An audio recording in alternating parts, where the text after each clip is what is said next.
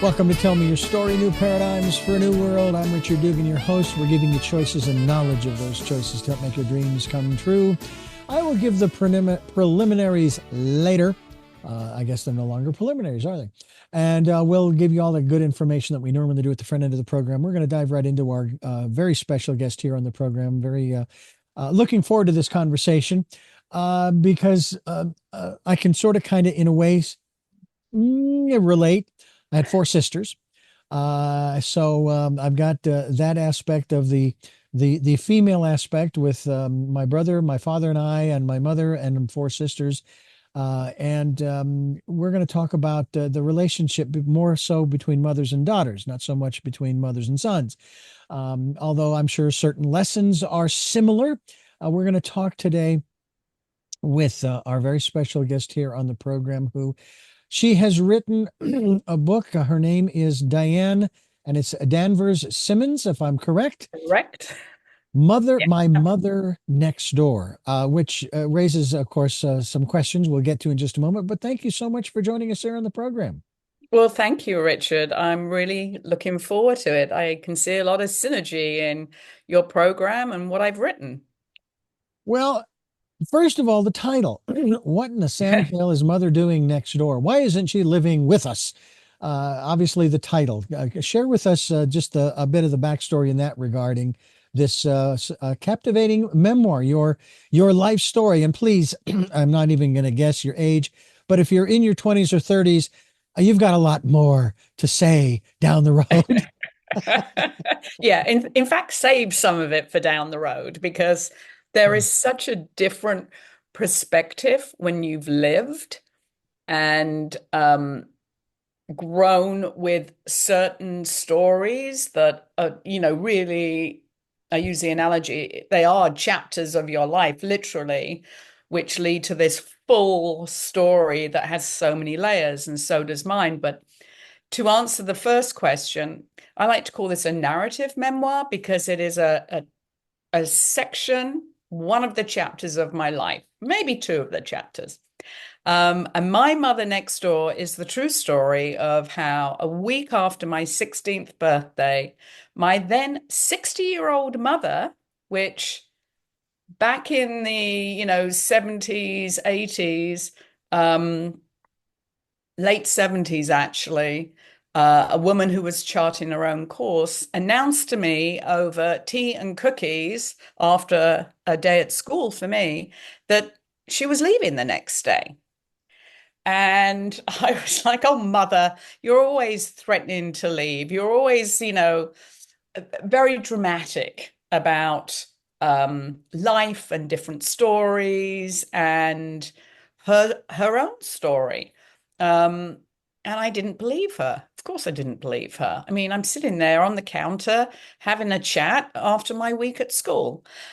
I get home from my Saturday job the next day and walk into the house, deathly silence, no radio blasting out any, terrible pop song.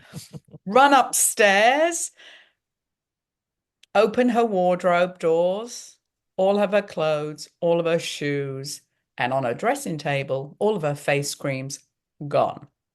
Nothing else, just her personal items. Come downstairs, no note, no phone number, nothing. So what do? I walk from number 49, the blue door, left to number 47, the green door, knock on it.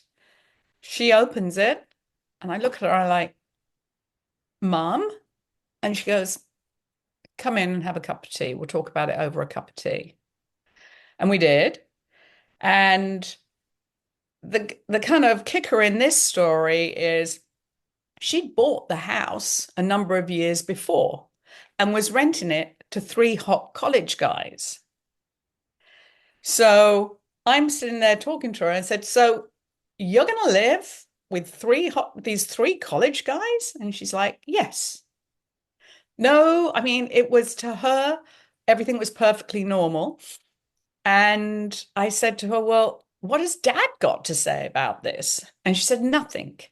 I said, what do you mean nothing? I know he's a man of few words, but I'm sure he has something to say about it. And she said, nothing. I haven't told him. So I said, well, who's going to tell him? And she said, you are. And that's really where the story Wow. then takes off. So, what I do in the book is I give her backstory. And because she was 45, already raised two kids, had just divorced her husband, which was pretty unusual in those days, other than, Elizabeth Taylor, who was divorcing everyone. My mother was the one in suburbia London divorcing people. Mm. And she was an Irish Catholic woman who said, I must be a heathen in the eyes of the Catholic Church, but I'm living my life the way I feel I need to. But anyway, she met my dad, who was a 60-year-old widower, and they got pregnant with me, and they merged two teenage families. And that's really all the backbone of the story. That's all part of it. Wow. Well, what I find interesting, especially about it, is the unconventional aspect. We are always looking for and searching for ourselves, whether we're married or Mhm. single, it doesn't matter. And sometimes our decisions, um, I guess the best way to put this, my mother read my book and just she texted me her review of sorts. It wasn't really a review, it's just her comments to me. But the first thing beyond the congratulations was, I learned things about you I always wanted to know. Yeah, my children said that to me and my husband. I mean, it's it's perplexing on one hand, but I was half expecting you to go next door and nobody answered. And I mean, your mother just, she flew the coop. I wish I could remember the name of the movie. This woman, and it was took place in England, where this woman, she was married, and one day she just up and left, and she spent, I don't know how long, it could have been months, down in Greece, and she took up with this young Grecian man, and so on and so forth, and she was working at this restaurant. Um, and every so often they would have a scene of her sitting. I think it's right there at a cafe right along the Mediterranean, having her cup of tea and just sitting quietly and just not doing anything, but just enjoying the life that she had chosen. And spoiler, well, I'm not telling you the title of the movie, so I was not really a spoiler. She had ended up, of course, eventually going back just Yeah. because she realized that, okay, I've had my fun. I've done what I wanted to do, and now it's time for me to go back to my husband and so forth. And I'm not really sure whether he was still there or not, and all of that. All I know is that people sometimes, it's claimed that they just disappear. Yeah, I think, and one of the things, I always say this is not the story I ever wanted to tell. Mm, I But can understand that. Yeah. yeah, it wasn't. It's very personal. But when I still am, I'm involved in a lot of female empowerment and speaking with young girls and mentoring. And I had the podcast with my own daughter, Mothers and Daughters Unfiltered. And I would be speaking to these groups and I'd talk about the chapters in life and the different phases we go through.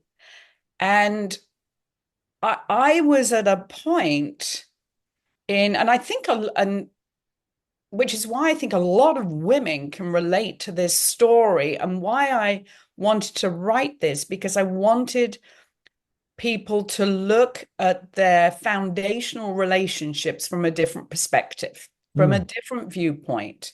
hmm. Because we forget, we mothers are put on this pedestal and expected to fulfill this role to perfection. But mothers are human beings too, who've had dreams before we were born, while they were raising us, and have dreams for when we're able to, be out in the world on our own. And so it was really a case of trying to help people understand that perspective, which is why I give her backstory. But also, I myself was standing at this precipice where I too was, I don't know if this marriage is right after 18 years. My children are growing up. I think everyone gets that point where they really question everything. And what am I going to do? Your late 40s, your 50s, and very much about, okay, I have another good 30 years left. 20, 30 years. What am I going to do? What are my dreams that I've always wanted to fulfill or follow through that I had to put on pause? And I think women in particular go through this. And so for my mother, it's really she had children in the Second World War, raised them, lost children, had then, had me when she was at that point of her life where she could have been going off and free of raising children and charting a new course. She becomes a mother again, Mm, married to a new man, merging this blended family, going through menopause. I mean, you can only imagine what was going on, and all these teenage girls in the house too. mm, So I think it's, I always say we all have a story, mm, and all of our stories begin with our mother. They are our first love, the first person to nurture us. mm, And so they are the the kind of foundation, that core of how we develop and how we become who we are. So I wouldn't be in the place I'm in and have had the success I did in my life, or um, be able to be the person maybe I want to be if I hadn't been born unto my mother. mm, And so I think that, that's really a part of why I started sharing this story, because people will say, well, how come you seem so happy? You have this life, great life, you have family, you're so close to your daughter, your son. I have stepkids too, which I'm really close to, and I've blended that family. Um, but it's because of how I grew up, because of what I saw, the lessons I learned and the lessons I didn't want to repeat. mm. You said something that made me think of something that my father said before his passing. We were sitting and talking one day, and I was thanking him for everything that he'd taught me and so on and so forth. So, no, your mother gets all the credit. And what you said in regards to mothers actually helps me to understand what my father meant more so. I don't think that he really did feel that he didn't contribute. He was not a away from the home father. He was home. My mother would pick him up from work. She would take him to work. He'd come home. We'd have dinner. All of that aspect of the modern middle class in the 60s, 70s, and into the 80s. So that gives me a little different insight and perspective on what my father was really trying to say.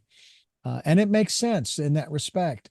Um, my mother, who is now 90, she of course has children and grandchildren and great Right. grandchildren, and still going strong. So proud of that fact. And as far as I am aware, she was never, with maybe a short estrangement with my eldest sister. Never estranged. They were the four sisters have always been, and the three that are left are still just as close to my mom and so forth. Yeah, Uh, my sisters, they're not. yeah, and Yeah, and that's and that's that. On the one hand, that's unfortunate, but again, that's all about different choices that we make. But there's right. And I something think else. Go ahead. we we each have a different story with our Hmm. parents. Hmm. My sister, who is my mother's full daughter, has a totally different story than I do, and she grew up in a different time. She grew up after mum lost one of her children. So there's a different relationship there. My brother has a different relationship. My sister, who is my father's daughter, no relationship between them. So you see how that fractures families and Yeah. um the pressure it puts upon families. So sorry, I interrupt No. your other thought. Oh, not at all, not at all. One of the things that strikes me too about this dynamic is the time period in which this is taking place. Now, Yes. in the States, the revolutionary, if you will, period was more in the 60s. Yeah. For us, it Uh, was the 70s. but yeah, for England and Britain, it was in the 70s. And it's fascinating to me when I take a look back. I'm 64. I have no kids. And that was a choice that I made many, many years ago. Um, and at the same time, I have lived in places where there have been kids, and I've tried to not put myself in that position, but at least make myself available, sort of kind of as a mentor. And I know that women who are mothers in these kinds of neighborhoods try to do the same thing. They try to, without infringing on the parents, the maternal parents of these children, without infringing on their parental duties and so forth, or their role, they try to encourage the kids in the neighborhood to be a particular way, or just remember, the golden rule, or those kinds of things, to be a role model of sorts. Not that that was the term back then, but Yeah, just it's interesting. The 70s is very much part of this book. This is the era this book yeah. is positioned in London, London in the 70s, and the final quarter of the book is a little bit about the 80s and really then fast forward to when my mother died. Mm, But the bulk of the book is in the 70s, and it's a right. really important distinction because, and I make note of this in the book, I was growing up in a time in the UK where we have the Queen of England. Hmm. We had the what was it? The Equal Pay Act passed for women in 1975, I think it was off the top of my head. Everyone had the right to free birth control. Mm, Um, everyone, that there was I suppose, the sexual revolution going on, the working, women feeling very empowered, going to work. But there was a definite distinction. I mean, we had Charlie's Angels, we had the original Wonder Woman, we mm, had we had Mary Tyler Moore, we had the Avengers, we had mm, all these female kind of powerful role models, but they were still women. mhm. They dressed how they liked. They might be wearing trousers, but they were feeling very um, empowered by that. And we weren't, certainly in the UK, using the term feminist. We weren't being driven by the media Mm, to think that we were any less than, or we had to come up with this title for ourselves because we were women. And I've had a lot of discussions with my girlfriends from because I'm at high school at this point, mhm, and we just thought we were equal. We thought we could go after the same jobs as anyone else.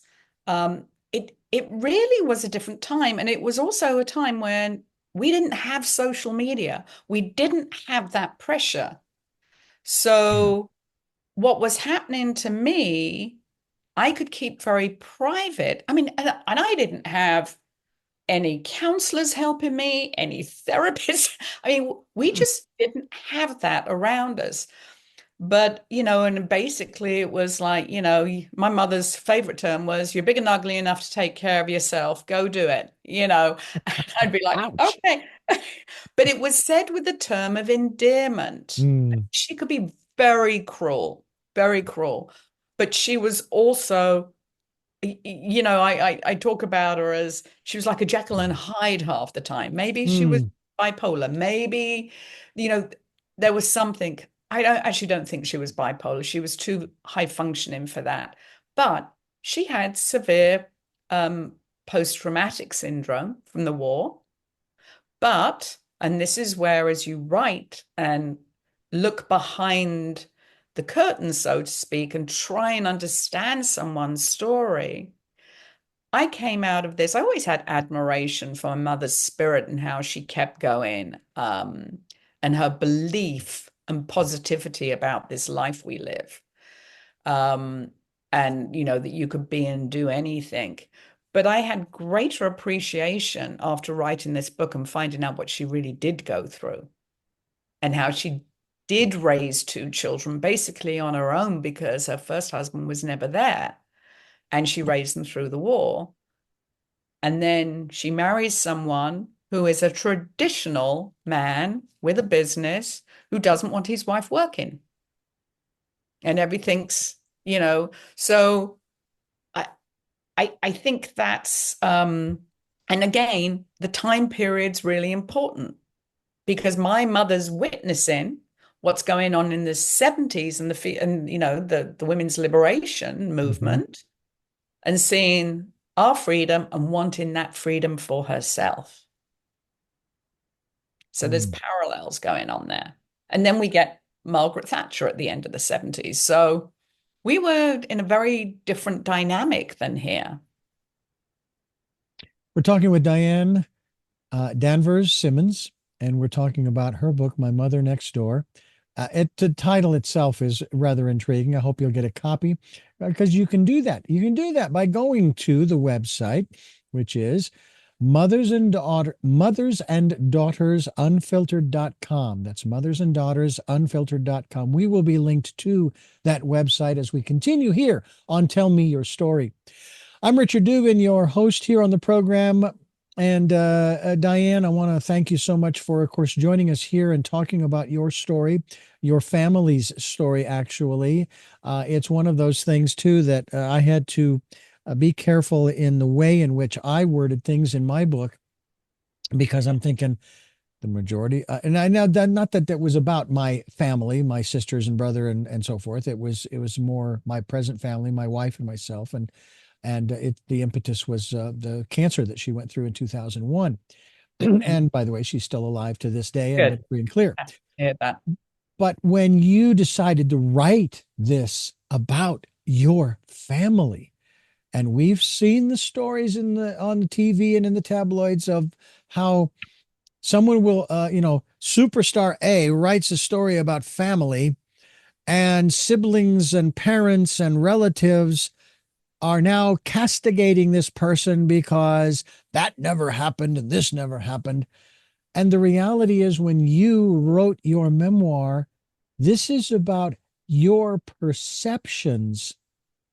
Yes, it may be true, but my point is, this is your story through your eyes, through your experiences.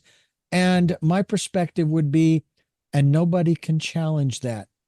They can write their own memoir if they want, you know. Yes. And I say that in the introduction very Hmm. clearly, but I actually went and spent time with my eldest sister trying to hear her side. Hmm. Uh, I talked to my other sister. My brother didn't want to talk about it, but I was very, very, and I talked to my cousins. I was very clear um, that it was my story, not their story, as you've rightly said. But also, I don't really write that much about them. Hmm. And I was very, very careful um, as to how I did so because this is really about that period of how my mother, who when I tell the story, people automatically react to, oh my God, she was an awful woman. What a terrible thing to do, Mm. which is why you need the backstory. And my answer is she was a good mother when I was growing up. She gave me wings. She gave me the vision to fly and to be who I wanted to be within rules, within boundaries. Hmm. Um, she manners were so important. The way I got up and presented myself every day was so important. But she just didn't handle things well. And Mm. she handled things really poorly in the end. And so, what I didn't realize, but I came to learn later when this really hit me in my 40s, when she did another zinger on me, is my mother was narcissistic. I mean, it was all about her. But, again, there are reasons that happens. That doesn't mean she was a bad person or a bad Hmm. mother. Hmm. And I really limit uh, the amount I talk about my siblings because I don't want them hurt in this. And when I do, it's it's nothing they could ever be offended by. Oh, that's good. I know too that I had a conversation with my elder sister. My eldest has since passed.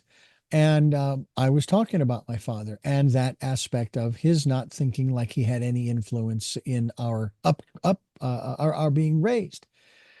And I used a word. I'm glad I don't remember what the word was, but I used a particular word in that conversation, and she got mad. Now she was very clear. She says, "I'm not really mad at you. I just don't like that word being used about dad." To Yeah. which I said, "Okay, I will not use that word again to describe, that situation and so forth." Yeah. And There are triggers. I'm sorry. There are definitely triggers. My Yeah. sister was mad that I didn't make my mother out to be a terrible, terrible, terrible person. Mm, yeah. But That's I know that I think that's a wonderful thing in that you are very conscious of the fact that yeah, this could be very upsetting to the siblings and so on and so forth. But again, as you've stated in the beginning of the book, you talk about how this is through my eyes. This is my perspective. These are my observations, which is I use that word. I don't use opinions much anymore. It's observations. yeah. And that Yeah, I I, totally agree. yeah, That's what I tend to say. This is yeah. an observation of Yeah. someone's life. Yeah. Diane Danvers Simmons, my guest, and we're talking about My Mother Next Door here on Tell Me Your Story. I'm Richard Dugan, your host, and it's really a pleasure to have Diane with us here on the program talking about My Mother Next Door website. I want to give that out again so that you folks can link to, we're going to be linked to it, of course. It is Mothers and Daughters Unfiltered. I want to talk about that. You have a podcast with your daughter, and I want to talk about the focal point of that because I know that for myself, I cannot recall a time when I was ever estranged to my siblings, let alone my parents, despite all of my craziness when I was a kid growing up. I remember, I don't know if you ever remember this or not, but I remember I went through one of these personal growth programs called LifeSpring. It was an outgrowth of EST. Oh, yes, I've heard it. Yes, Yeah, gosh. that was back in the 80s, early 80s, 1980s. Yes. My best friend's sister who was living in America did that program. Yeah. Well, I went through the three levels of it and I met this woman in the program. Well, now there was an agreement that we made at the front end of each of these programs that we would not have any kind of a relationship with anybody in the program until 30 days after the graduation. Well, I violated that, unfortunately. And I started having this relationship with one of these gals. She was 9 years my senior. I was 21. Okay. And I remember coming home one morning and my mother comes into the bedroom and she says, where have you been? And I told her I was with this woman. And she says, well, because the kids have been wondering where you are. What are you going to tell them? And I said, well, I'll tell them the truth. that was one of the things that and I've tried to live by that as much as possible. Sometimes I might have to filter the truth a little bit, but still be honest. And I know that this book is an attempt to do just that. But you have a relationship with your daughter that opened the door for a podcast and those kinds of things, like this conversation. I mean, a lot of Right. personal stuff tends to come out. And for me, that's par for the course because that's kind of how I've always conducted my interviews, is throwing in a lot of my stuff. But Right. what about you and your daughter? That, did that throughout the process of create any strain because certain things might come out? So, Mom, I don't want to talk about that, or why are you talking about that, daughter? Those kinds of things. It's really interesting. The podcast actually came out of writing the book. While I was writing the book, um, I really began to think about this idea. Part of that was because after my mother left and the way my mother handled things, I vowed when I was 16 never to do unto my children what my mother did to me, that I would never put them in the middle of a situation and make them handle it for them. Hmm. And so I also have always had a very open and deep relationship with both my children, and my stepchildren, particularly my stepdaughter. And to them, I've always said, you can say, and this is to your point about truth, you can say and tell me anything. And I can assure you, I've probably seen it, been in it, done it. I'm not going to be shocked. I Hmm. have, I grew up in the most bizarre situation, unorthodox situation, which was very grounded, Hmm. but also opened my eyes to a lot of things. And then just growing up in the 70s and 80s, saw a lot. Um, and so we started looking at this idea because ever since she turned 14, more so 16, but around 14, we started taking a trip a year somewhere, just the two of us. And Hmm. it was like a calibration, re-cementing of our relationship, just time away from the day to day. And I even did that when she was little, when my son was born. Once a week, I would go out with her for tea, afternoon tea, or a mummy daughter lunch, or something where we always had our own time. So we started the podcast. Originally, there was another mother I was going to do it with, and she was like, "No, no, no, no, we have to do it together. It's just going to be you and I." So I'm like, "Okay." And we decided because when we traveled, a lot of people would say, "You guys have a unique relationship, the way you talk with each other and the topics you cover that you're very open about. Isn't that hard sometimes?" And as the mum, I have found I'm the one that has to bite my tongue more, probably. Because daughters can be quite brutal to their mothers at times.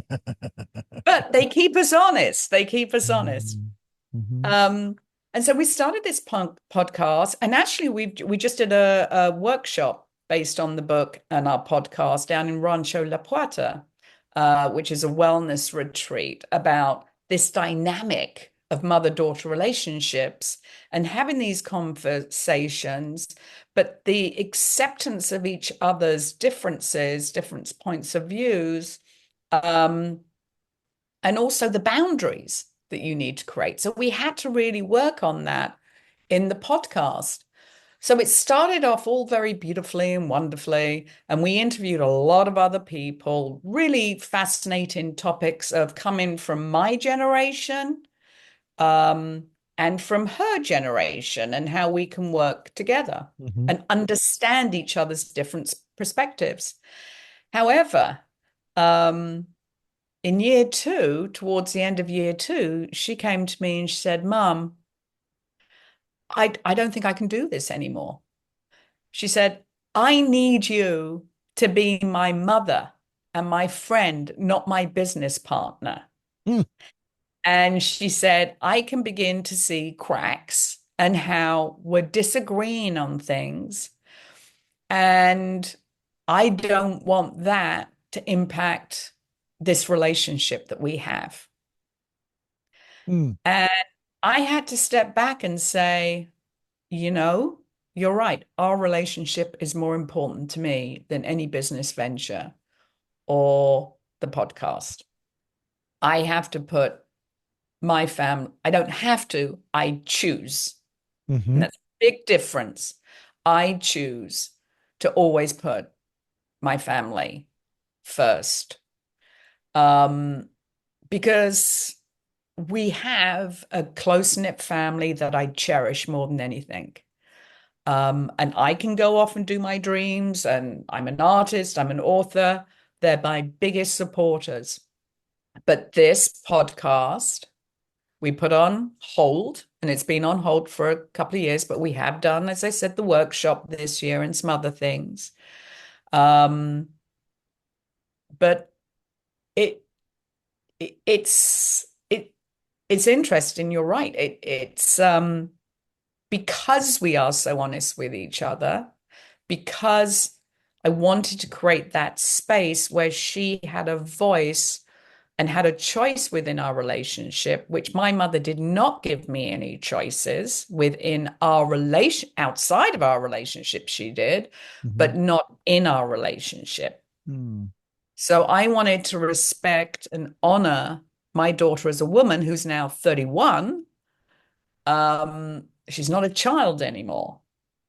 So, I mean, that was part of exploring the complexity of the mother-daughter relationship because that relationship changes as they grow older. hmm It's no longer just our word. All you can hope for is that the foundation you've given them, that grounding, that carries forward with them. mm, And, I'm happy to say it has. I actually really like my kids as well as love them. I actually like spending time with them. mm. And again, I say that as a distinction. It's not Yeah. a it's not a burden. But that was very hard for me because I'd invested so much into, what it takes to build a podcast. And her thing was, I don't want to become famous. This podcast is getting too popular. And so I said, okay, okay. Um, and maybe we'll come back to it one day. Who knows? Maybe Mhm. we'll do a few, but that's where I'm leaving the door open and having to accept the boundaries and Mm. her desire to put our relationship first before business. Diane Danvers Simmons, the author of My Mother Next Door. It makes me think of How I Met Your Mother, the TV series, and just the title itself. Yeah. I can see a sitcom coming out of this in that regard. It's rather Oh, it funny. would be hilarious because I do write it with 1970s Monty Python irreverent humor.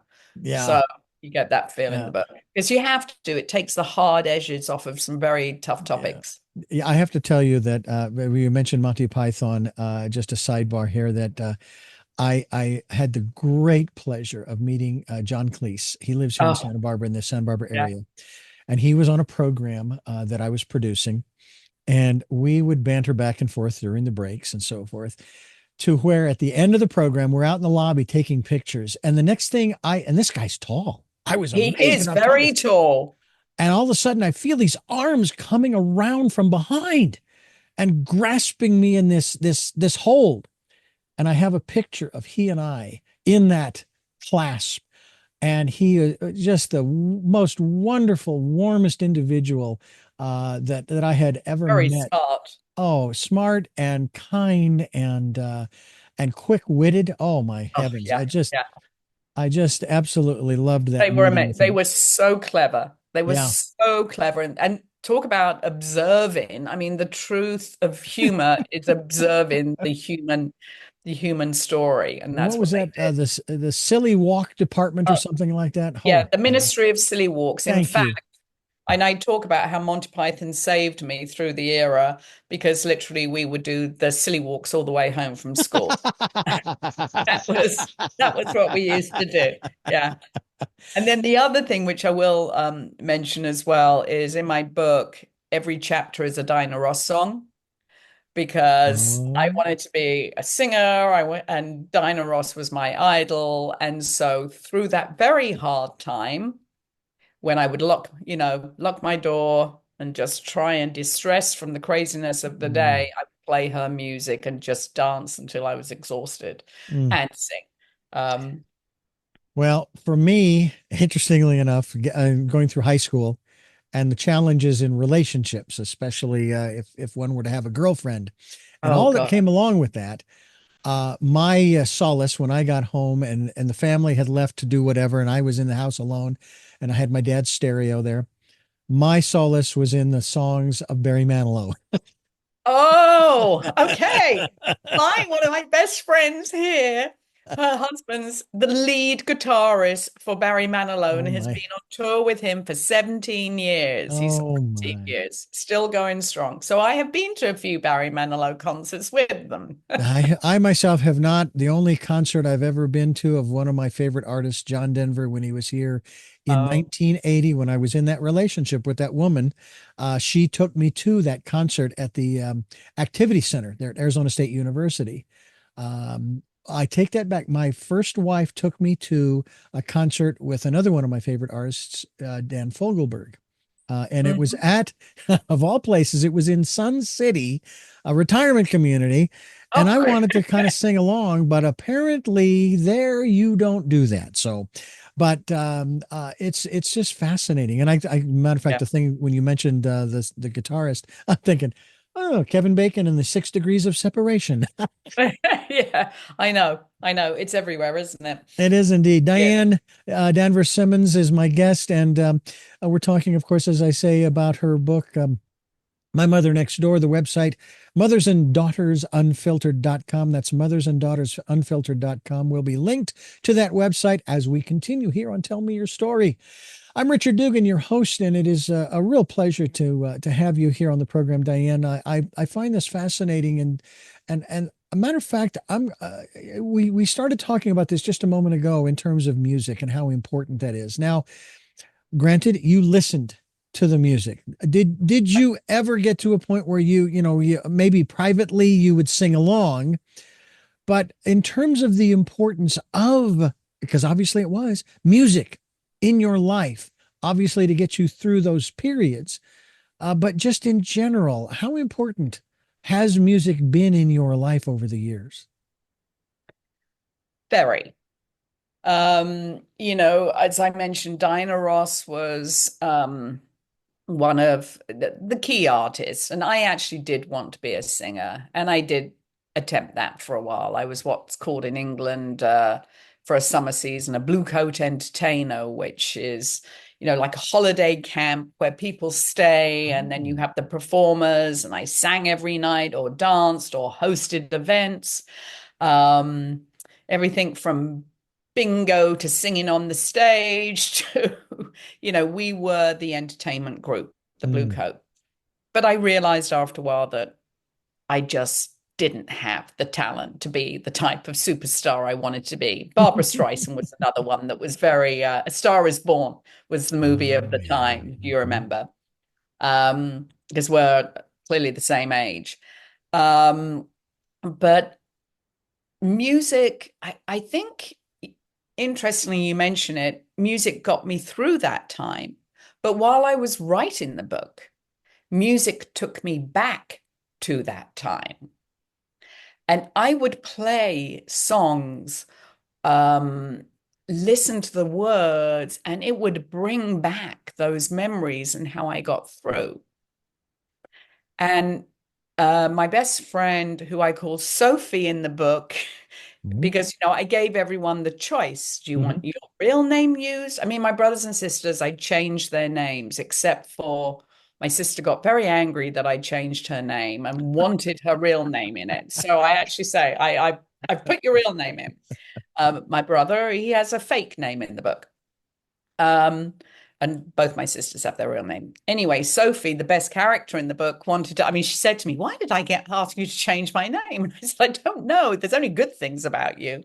But she and I used to, um, pretend we were Dinah Ross and she was my Supremes in the background, or Hmm. Elton John, or whoever it was at the time, David Bowie, who was huge. Yeah. And then we had all those Marvin Gaye and Teddy Pendergrass and um, Barry White. I mean, all Hmm. these. So we had all this different music going on. And then we had punk in London too. So music really gave us a way to express and move through our feelings. Hmm. And it still does. Hmm. And so I still use music. And as I said, it was what got me through then and what took me back and got me through writing this book. Because it's not easy writing a book like this. As Hmm. you know, after writing a book, many emotions came up from yelling at her as to why, to laughing at the situation. I watched Monty Python as I was writing it. I kind of took all those moments. I read articles from back then. It reminded me of how we were out of power 3 days a week because there were power cuts, there were strikes constantly. Hmm. It was chaos. But we all got through it because of the music. We would Yeah. go out dancing. It was very accessible, very easy for us to do so. Hmm. And there was music everywhere, whether it was in a pub, and it was affordable. It Yeah. was a very different time. Everything was more accessible, and I and we'd sit and sing together, or so it was a way that really brought us together as well, I think, as well as it's like a friend. It's like a friend who's constantly there Yeah. and change and helps you through the different feelings. Yeah. I can certainly relate to that with and my period of time when I was in high school, when I was going through whatever I was going through, and I wish I could remember where they went, but the entire family would go somewhere else in the car, some trip, or not trip, but for the evening. So I had a couple 3 hours in the house by myself, and I'd light some candles and I'd put the records on and I'd sing along and all this kind of stuff. Yeah. And that was what I did, and I still do Yeah. that. I do that today in the car, Yeah. Yeah. when I I'm do. driving to work and home again, and then we're doing errands and so forth. I have my favorite artists, and I suppose there's a certain element of curmudgeonness in it that I'm still listening to. I'm not listening to the modern music. Yeah, I know who Beyonce is, and I know some of these others. Country music, I'm also have a strong affinity for. My father was a big Marty Robbins fan, as well as Glenn Campbell and others. And and my parents, I interviewed them on this program about what is it, 9 years ago, in 2015, and they talked about how important music was and how important it was for them to give us the opportunity. They didn't force anything on us, but and when we would go on trips, we'd have those sing-alongs in the car, and we'd sing different songs, Right. and it really did make a difference in our dynamic as a family, and relationships between us, because my parents, of course, they heard a lot of the music I was listening to. To my Right. father's consternation, he came home one evening, they came home, and I was playing a Harry Chapin album, and on it was a song. Um, it was, and forgive me, folks. The song it was actually entitled "A Little, a Little Black Bummer." It was basically a story about a child who had been born, and went through all the trauma and turmoil, and grew up as a hoodlum and so forth, but eventually was drafted into the Vietnam War. And during one of the encounters that they had there, he was fearless, and he came through, and he cut down the enemy, like a scythe through a field, or a hot knife through butter, you know. And they used the phrase "a big black bastard kicking ass." Ends up dying with the Medal of Honor in his hand that he had been given because of what he had done in the field. My father heard that and said, "Don't you ever play that on the turntable again." Well, I did, but never when he was around. But it was one of those things where that was probably the only time that it was ever a comment, but it was always, music was so important. Christmas caroling in the neighborhood. Hmm. When you were growing up, in your teens and so forth, and again, with the dynamic of your mother living next door, as it were, Right. um, how were holidays in that regard? I mean, that must have been quite a challenge when all of this started happening, to experience not just the holidays, around December and so forth, but birthdays and anniversaries, and whatever other holidays that you celebrate in the UK, like we have here in the States with Memorial Day and Labor Day and Fourth of July and blah blah blah. What about those special times, or what should have been special times? Were they still? Uh, it was really, really hard because we were a very traditional family about, everyone coming together for birthdays, for holidays. Um, my brother was very close with his brothers and my sisters. So one year, I think the first year, I ended up being during the day with my did my was then let's think 60, yeah, with my father and my aunt and cousins, and then in the evening went to my mother. Another time, because we do have Christmas Day and Boxing Day in England, Mm-hmm. when my brother and his wife had their kids, I would go to them for Christmas Day with my mum, and then Boxing Day go with my dad to my uncles and cousins. Um, but it was very hard. I was very, very torn. It didn't feel the same. Christmas Eve was always by that point out with my friends, Mm, so that was good. But Christmas was hard. It was really, really hard, which is why I think it's become such an important tradition for me and my family now. mm, Um, where I have minimum 10 people around the table, maybe 16, but the kids always come home. They're not kids, they're 27 and 31 now. My stepkids come. I've invited their mum and her husband. So I never want that to be a difficult choice for people or for any member of my family because of what I've gone through. And then I have people who are not maybe blood relations, but who now their whole family comes for Christmas as well. So it was very hard and it felt lonely at times. I felt I felt like some of the time I felt like I was floating, observing what was going on around me, but not feeling part of it. mm.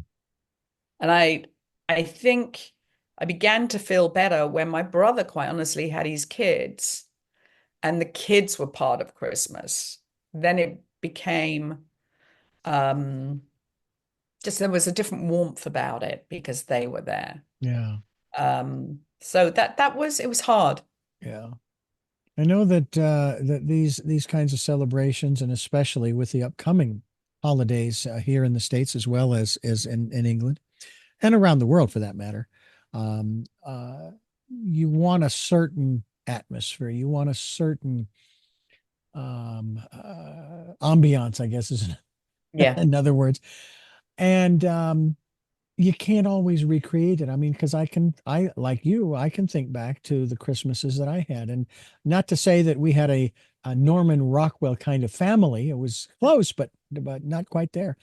But there were still those wonderful, warm holidays. I still, I still wish, like I said earlier, I'd love to go back and revisit, not change anything, but just Yeah. relive that. It was so cool. And hopefully, my big dream, of course, is each year when these special days come along to try to make them special. But some days, some years are easier than others for a lot of different reasons.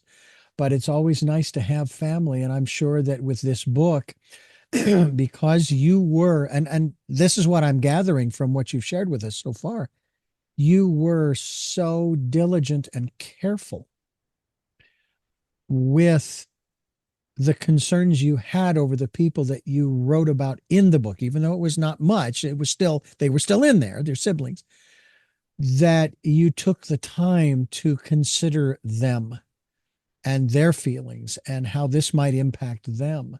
Which is why I did not. The only person that I really wrote about was my present wife and why she went through what she went through and so forth, and my first wife.